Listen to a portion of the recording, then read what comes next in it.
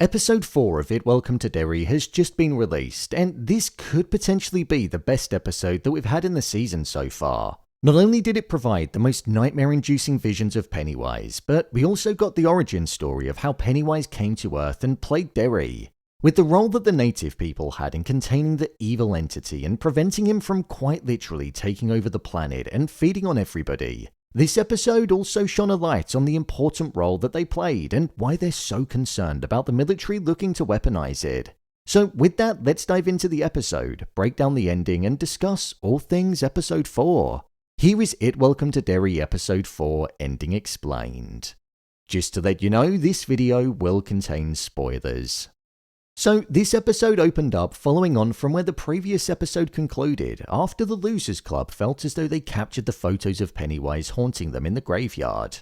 They headed towards Derry Police Station because they believed that telling the chief that something else was after them and that they had proof would be enough to get Hank off the hook and to stop him from having a meeting with Byron Hadley down at Shawshank. But what we saw when Lily and co went to the chief was that the photos that they were showing to him didn't resemble the spirit of Susie and Teddy or anything like what they and we saw. It's as if Pennywise was able to trick the kids and make the photos appear as something else, or he was able to enter the minds of the kids and show him the ghoulish spirits that were after them on the photos when they were being developed, because that's what he wanted them to see at that specific point. I feel like the fact that the one singular photo of Pennywise that Will managed to capture was able to be seen by the chief, which he thought was simply a statue, was left there because it was as if Pennywise was taunting the group and he wanted them to know that he was in control. Following this, there were then a few different scenes that were laid out to us which established the foundation of the episode. For example, we had the group discussing how difficult it was to get adults to believe them about what they were seeing. This is something which shows the clear divide on why it is that Pennywise feeds on the children more instead of the adults. During the episode, we found out that the fear hormones that enter the body when something frightening occurs was something that Pennywise basically liked the taste of. And with children being easier to scare, it makes more sense for him to taunt them for a long while because they're more susceptible to being scared easier than adults. This connected to why it was that Teddy, Phil and Matty were seeing things long before they were taken. So the same thing is now happening with this Losers Club and probably happened to all of the other missing children in Derry that we see the posters of. As well as that, we also saw Charlotte reading about Hank being on the verge of going to Shawshank, which tied into her meeting with him later on down the line. And we also had the black spot being cleaned and opening up, something which will connect to Will's story in a couple of episodes' time, and also his vision that he had in the lake with the burned arm when he was told, "You'll burn too." When Lily met with Ingrid, she wanted to know if there were any other strange occurrences that happened in Derry when she was younger, and Ingrid herself said that some kids went missing in the 1930s. This was a reminder of the 27-year cycle that Pennywise operates in. The haunting backdrop and history of Derry was shown to us on several occasions in this episode. The meeting with Ingrid was the first, but we also saw it with the missing posters of the children that had gone missing in the past, and we also got it when General Shaw mentioned how the cycle was almost at its end. So the dark reality was something that wasn't only in the forefront with the frightening jump scares, but it was also littered in the background as well. With the black spot being cleaned up and opened up by Dick Halloran, this is the establishment that he was given permission to relax in with his friends following him either being thrown out of the local bar due to the chief arriving, or being subjected to rain falling on his head. The black spot is an establishment that's set to be burned down by the Legion of White Decency later on in the story, and we actually caught a glimpse of it happening in the mid-season trailer. The Legion of White Decency is a group that has racist beliefs at their core, and they'll tie into the wider theme of how the town views and treats black people differently. We won't only see it here, but we've also seen it with Leroy Hanlon and the way that he was treated on the military base when he first got there, but also Hank and the way that he's automatically been accused for the disappearance of the kids.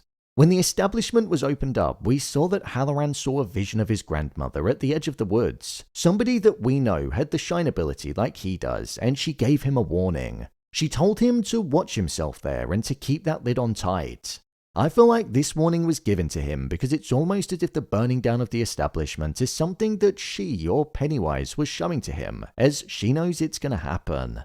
We also saw a shot of her standing on the edge by the trees, but with smoke billowing and there being flames, so I think it's definitely alluding to that. There was a sense of fear in Pennywise when he first met Halloran, so I don't think he views Dick in the same way that he views the regular humans, as he knows that he has special powers. This is also why Will saw the burned version of his father when he was fishing in the lake. Pennywise obviously shows people the thing that they're afraid of most. The death of Lily's father was hers, Ronnie losing her mother's was hers, and with Will, it was the vision of his father after suffering burns following his plane going down whilst in Korea. Pennywise posing as his burned father said to Will, "You'll burn too." This was foreshadowing the fact that Will is actually going to end up being trapped inside of the black spot when it gets set on fire by the Legion of White Decency, and Dick Halloran's going to save him. So it was foreshadowing at its finest. I actually think it's quite a nice touch that all of the children's worst fears are bad things happening to their parents. It kind of taps into that mindset that children have where at that point in their lives their parents are quite literally their whole world, and the thought of something bad happening to them is genuinely nightmare inducing, and it could bring about such upset and fear. In this episode, Will actually told his mother about what happened in the graveyard, and she was responsive to what he said. The complete opposite to the chief, but also the other parent that we've seen in the show, Lily's mother. Leroy Hanlon also found out that something odd was going on when he witnessed the aftermath of Will being dragged under the water. He had marks on his hands and arms, which showed that it wasn't just Will that was out there. Leroy is somebody that I think is going to be a bit more understanding and be on the side of believing it, because he knows of the strange occurrings that are taking place in Derry due to the work that he's focused on with General Shaw. And also, he's seen Dick Halloran acting strangely when he went to walk out of the helicopter, but also when he was in that state where he was searching for the location. So it makes sense that Leroy understood Will and actually listened to him. The red balloon being this visual motif as well that Leroy saw on two occasions. The first when he was by the lake, and the second when Will screamed and said that there was somebody watching the house, which at first Leroy thought was because of Charlotte going to speak with Hank. But upon seeing the balloon, he realized it wasn't actually her fault, and it was instead the creature that had tried to scare his son. So Leroy Hanlon's mind is something that's going to have definitely changed now.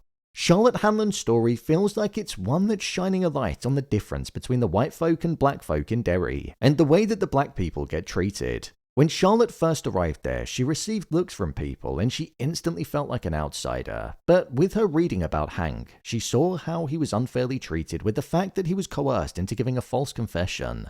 But also because his right to due process was violated, so she felt obliged to help him, especially with her being a voice for the movement when they lived in the South. We also found out that on the night that the kids went missing, Hank was with a married white woman, which is why he wasn't in his home, but that's also why he's not openly confessed about where he was. If the people found out that he was with a white woman, then they'd be asking for his death, hence why he said they'd find the nearest tree, and he also feared what would happen to the woman that he was being intimate with. So in his eyes, being sent to Shawshank was something that meant that nobody would get hurt. It showed the state of the mindset of the people and that they were simply punishing him because of the color of his skin and because he didn't have an alibi. That was all. Charlotte has already let her face and voice be known to the chief and the other officers there, so I feel like she's going to cause some trouble when it comes to the rights of Hank, and she's going to do all that she can to be in his corner. Something which might cause friction with her husband because he doesn't want to cause trouble, especially because he wants to grow his career in the military, and as we heard from Halloran, it was hard enough being black in the military without more noise around your name. With her being married to Leroy Hanlon, somebody who's close with General Shaw, who's fully aware of the supernatural entities that plague Derry due to the first-hand experience, I wonder if that's going to be the key. We did find out that Charlotte had a sense of frustration because her husband would never properly tell her about what his work entailed, but that could end up being why it might take a while for that information to go across all parties, and for Hank to potentially have a chance at getting out. Pennywise is haunting the Hanlon household now. He's after Will, and it seems like he could well be going after Leroy too, so I'm excited to see how that part of the story is going to play out. The events with Lily and Marge in this episode were planted in the science presentation that was taking place, and all of the information around the parasitic worm that would take over a snail's eyes. There was a look of disgust on Marge's face, but it showed that that was all Pennywise needed to be able to get the seasoning on the human that he wanted. Marge was actually setting Lily up to get humiliated in front of the entire school because all Marge wants is to properly be accepted by the patty cakes, and when Lily went to the bathroom to freshen up to talk to the boy that was making out like he was interested in her, Marge went with her, and that was when the events manifested. This was genuinely horrific. Because Marge was disgusted by the parasitic worm, she saw her own eyes getting larger as if the worms were going into hers. This led her to essentially gouge one of them, and with Lily going after her to stop her from doing it. With all of the commotion going on, the class looked over at her and Lily was on top, so it seemed like she'd attacked Marge. This felt like a deliberate attack by Pennywise. He knew that Lily and the rest of the Losers Club had the tablets that Lily's mother took to calm herself down in their possession. So if he couldn't scare them directly with the mind tricks, he almost wanted to infect their reality and make Lily be perceived to be this crazy person, which isn't difficult to do because everybody already thinks that. So it's kind of like what he did with the photos in the early part of the episode. This was actually the last time we saw Lily, so it does make me wonder if she's going to end up back inside of Juniper Hill, if she's going to be expelled, or if Marge is going to say that she did it to herself. With Marge being a very superficial person and wanting others to like her, I can't really see her being honest about this, so I think Lily could end up being expelled from school. When it came to the final 15 minutes of the episode, this was where we saw the true origin of It, and how it came to be the mass feeder that it is, but also the importance of the native community and the work that they'd done to contain it over the years.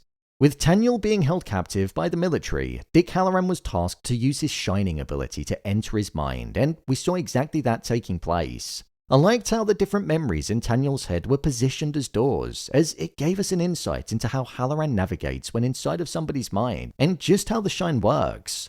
Taniel essentially knows the location of the meteorite pieces that the military are looking to weaponize because he's part of a group that have been around since the natives were first in the area where they protect the pieces that were buried. The story of It was passed down through generations, and it was told how the monster of the Western Wood was called the Galoo. The Galoo actually stems from Sumerian mythology, and the Galoo are said to be demons of the ancient Mesopotamian underworld. Millions of years ago, an evil spirit was cast down from the darkest part of the sky by a falling star. When the star hit Earth, it broke open and the evil spirit was set free. This was It. The spirit roamed free until the first ancestors, and they lived in balance for the longest time. That was until the settlers inhabited the land and hunted in the woods. With more people for It to kill, it got more of an appetite, and that's why it started hunting outside of the woods. Originally, the shards that made up the star were broken off and used as a dagger, but as the creature got stronger, one of those shards just simply wasn't enough. So the natives went back into the woods and into the cave where the star originally fell. However, the Galoo was too strong and was simply picking them off one by one. The visions that the natives were seeing were of white people and priests. This is because when the settlers came, they'd often enforce religion onto them and try to change their ways, so they were viewed as the enemy and the thing that they were fearful of. With the natives eventually being able to break off more shards, 13 in total, they buried them around the Western Wood and made a promise to keep the location of them safe. These buried shards acted like a border, and if the chain were to be broken, then Pennywise would essentially be able to hunt outside of the border. If the native people never made this border for it, then who knows where Pennywise would even be right now. So the work that they did was the reason why the rest of the world was in a much better position. Halloran got this information out of Taniel, and Taniel said that in order to find them, they needed to follow the tunnels under the old well, and the pillars would then be found. With the native community being fully aware of what the military are doing, it makes sense as to why they're so concerned about these shards being dug up. For them, it's a story as old as time and has been passed down through generations, and they were the first people to truly experience the evil entity. So by the military looking to dig them up and break that chain, it could essentially cause major disruption and for things to get even worse. My review of the episode. I think this was the best episode in the season so far. Not only was the story engaging and followed on from the previous few episodes really well, but it provided a lot of the clarity that I feel like we were looking for when it came to the origin of Pennywise and the reason behind why he targets the children the most. This was the episode for me where I feel like the jump scares were at their most fierce. There were so many moments where the visions were haunting, such as when Halloran saw his grandmother or when Marge had all of that stuff going on with her eyes. But for me, when Will was looking through the telescope, I knew that something was going to burst out, but it still managed to make me jump when Pennywise appeared. The music and just how close we were really did get me. In terms of the story, I think they're showing it to us in a way where we're getting drip-fed information about what could be happening in the future, so we're constantly guessing, but they're always clearing things up and moving on in a linear way, so it never gets too confusing. The origin of Pennywise and It was something that I thought was explained in such a clear and concise way. The fact that Pennywise was essentially living in balance with the humans, but then ended up going beyond that due to the lack of respect that was shown and the newfound greediness that he got made such an interesting development of things. What I've loved about these first 4 episodes is that we've only really had glimpses of Pennywise. We've not had him appear in full force as the clown, so it's almost giving us enough of the nightmare and leaning into that whole belief of what you can't see is even scarier. But after the mid-season trailer, it seems like we're going to finally get Pennywise looking even more brutal and scarier than ever, so I can't wait for that. The performances by the cast members is something that I really can't fault. Whether it be the most seasoned performer or the freshest face there, I'm convinced by every role, every word, and every scream. It's refreshing to have a show where there's no weak link, and considering we're now 3 episodes into this Losers Club, I feel like I've known them for absolutely ages. I do still like how Matty, Teddy and Phil get mentioned because they did make a large impact in the opening episode. One thing that I think is also really clever that the show is doing is the subconscious haunting backdrop of Derry that's being positioned with the missing children posters that get shown to us every so often. It shows us just how unsettling of a place it can be, and considering there's been so many that have gone missing, it also highlights the naivety of the adults in the town and the police force. It Welcome to Derry and Pluribus are probably the 2 best shows on TV right now. I can't believe we're now at the midway point of this show. It's flown by, but I feel like the best is yet to come. So, there you have it. It Welcome to Derry Episode 4 Ending Explained. If you want to see episodes of It Welcome to Derry being broken down, then check the playlist below. And don't forget to subscribe so you don't miss future videos. What did you think of this episode? Share your thoughts in the comments. As always, thanks for tuning into the video and I'll see you in the next one.